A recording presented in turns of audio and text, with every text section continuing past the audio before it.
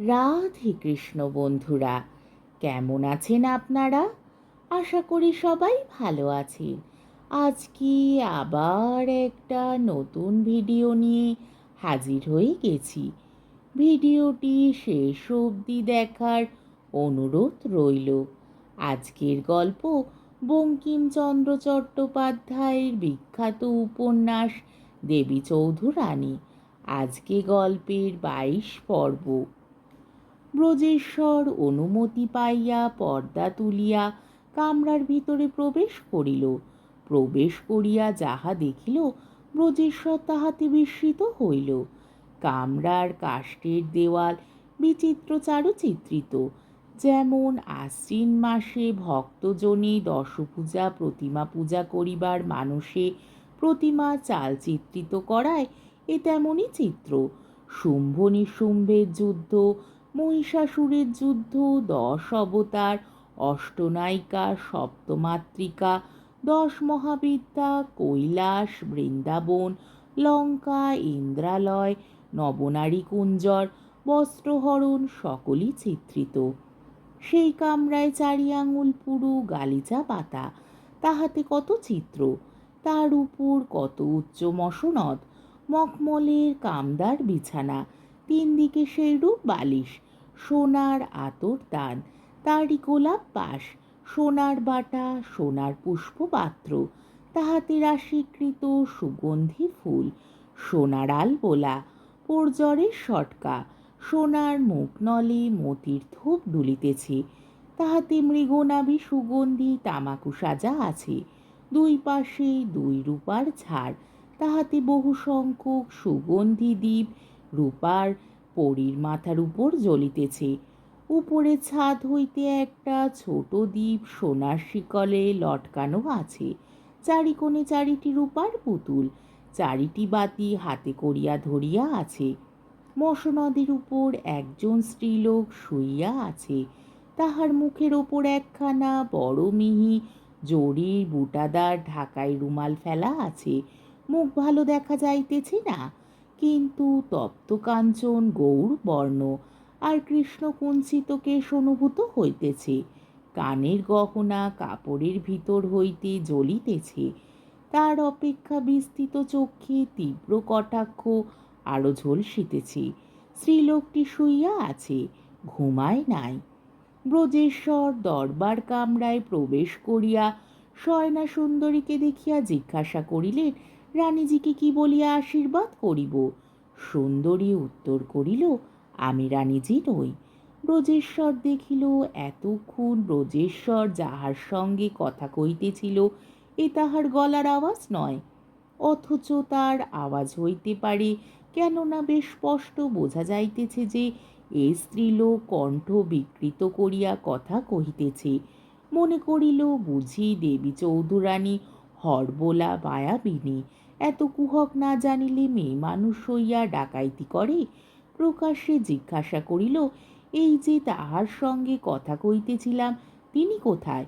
সুন্দরী বলিল, তোমাকে আসিতে অনুমতি দিয়া তিনি শুইতে গিয়াছেন। রানীতে তোমার কি প্রয়োজন? ব্রজ জিজ্ঞাসিল, তুমি কে? সুন্দরী উত্তর করিল, তোমার মনিব। ব্রজ পুনরায় জিজ্ঞাসিল, আমার মনিব? সুন্দরী বলিল, জানো না, এইমাত্র তোমাকে 1 কড়া কানাকড়ি দিয়া কিনিয়াছি। ব্রজ বলিল, সত্য বটে, তা তোমাকেই কি বলিয়া আশীর্বাদ করিব? সুন্দরী জিজ্ঞাসিল, আশীর্বাদের আবার রকম আছে নাকি? ব্রজ বলিল, স্ত্রীলোকের পক্ষে আছে।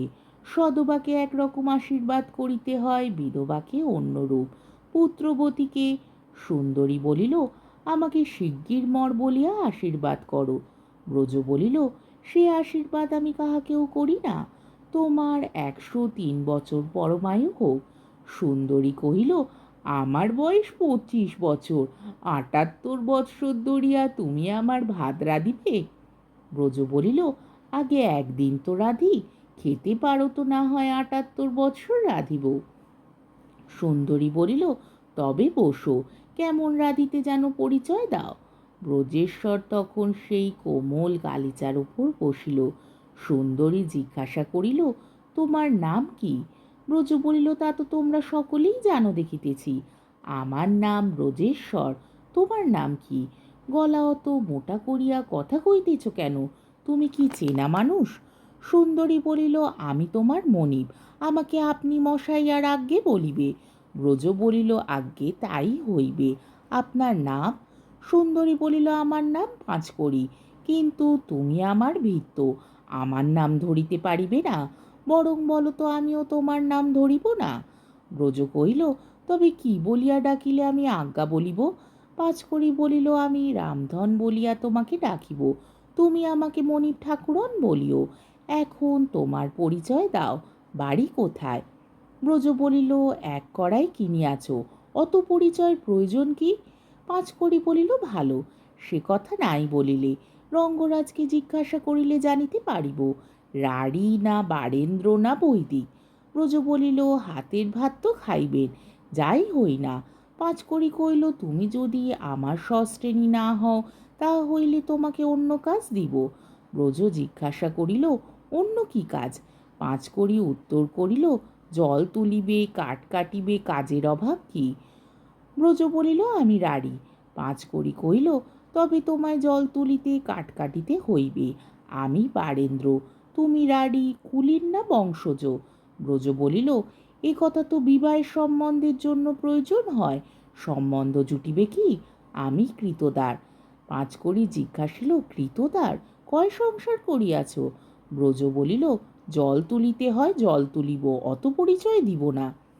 তখন পাঁচকড়ি দেবী রানীকে ডাকিয়া বলিল, রানীজি, বামন ঠাকুর বড় অবাধ্য, কথার উত্তর দেয় না। নিশি অপর কক্ষ হইতে উত্তর করিল, বেত লাগাও।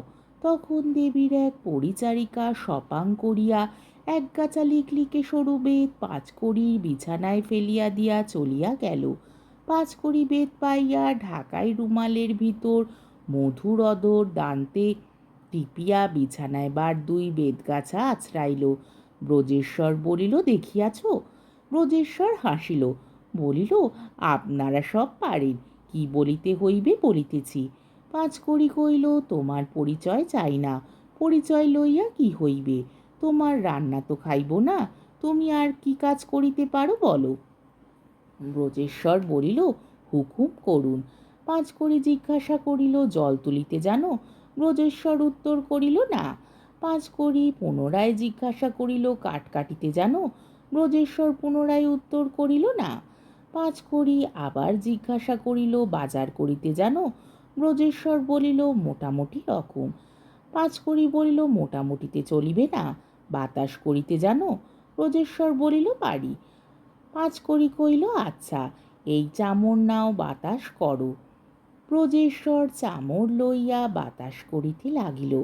পাঁচকড়ি বলিল, আচ্ছা, একটা কাজ জানো, পা টিপিতে জানো? ব্রজেশ্বরে দূরদৃষ্ট, তিনি পাঁচকড়িকে মুখরা দেখিয়া একটি ছোট রকমের রসিকতা করিতে গেলেন। এই দস্যু নেত্রীদিগের কোনো রকমে খুশি করিয়া মুক্তি লাভ করেন, সে অভিপ্রায়ও ছিল। অতএব পাঁচকড়ির কথার উত্তরে বলিলেন, তোমাদের মতো সুন্দরীর পা টিপিব, সে তো ভাগ্য, তবে একবার টেপো না। বলিয়া অমনি পাঁচকড়ি আলতা পরা রাঙা পাখানি ব্রজেশ্বরের উরুর ওপর তুলিয়া দিল। ব্রজেশ্বর নাচার, আপনি পা টেপার নিমন্ত্রণ লইয়াছেন, কি করেন? ব্রজেশ্বর কাজেই দুই হাতে পা টিপিতে আরম্ভ করিলেন। মনে করিলেন, এ কাজটা ভালো হইতেছে না, ইহার প্রায়শ্চিত্ত করিতে হইবে, এখন উদ্ধার পেলে বাঁচি। তখন দুষ্টা পাঁচকড়ি ডাকিল, রানীজি, একবার এদিকে আসুন।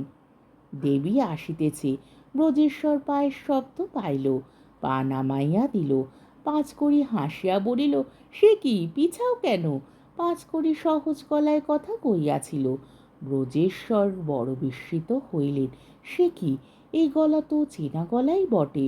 সাহস করিয়া ব্রজেশ্বর পাঁচকড়ির মুখ ঢাকা রুমালখানা খুলিয়া লইলেন। পাঁচকড়ি খিলখিল করিয়া হাসিয়া উঠিল। ব্রজেশ্বর বিস্মিত হইয়া বলিল, সে কি, এ কি, তুমি, তুমি সাগর? পাঁচকড়ি বলিল, আমি সাগর, গঙ্গা নই, যমুনা নই, বিল নই, খাল নই, সাক্ষাৎ সাগর। তোমার বড় অভাগ্য না, যখন পরে স্ত্রী মনে করিয়াছিলে তখন বড় আহ্লাদ করিয়া পা টিপিতেছিলে, আর যখন ঘরের স্ত্রী হইয়া পা টিপিতে বলিয়াছিলাম তখন রাগে গড়গড় করিয়া চলিয়া গেলে। যাক, এখন আমার প্রতিজ্ঞা রক্ষা হইয়াছে, তুমি আমার পা টিপিয়াছ, এখন আমার মুখপানে চাইয়া দেখিতে পারো। আমায় ত্যাগ করো আর পায়ে রাখো, এখন জানিলে আমি যথার্থ ব্রাহ্মণের মেয়ে। আজকের পর্বটি এইখানেই শেষ হলো। আমার ভিডিওটি যদি আপনাদের ভালো লেগে থাকে তাহলে আমাকে কমেন্টের মাধ্যমে আপনাদের মূল্যবান মতামত অবশ্যই জানাবেন এবং আমার ভিডিওটিকে লাইক ও শেয়ার করার ও আমার চ্যানেলটিকে সাবস্ক্রাইব করারও অনুরোধ রইল। তাহলে আজকের ভিডিওটা এই অবধি। পরের দিন আবার এই গল্পেরই 23 পর্ব নিয়ে হাজির হয়ে যাব। ততক্ষণ পর্যন্ত আপনারা সবাই ভালো থাকবেন, সুস্থ থাকবেন, সাবধানে থাকবেন এবং আমার ভিডিওটি দেখতে থাকবেন। তাহলে আজকে আসি। রাধে কৃষ্ণ।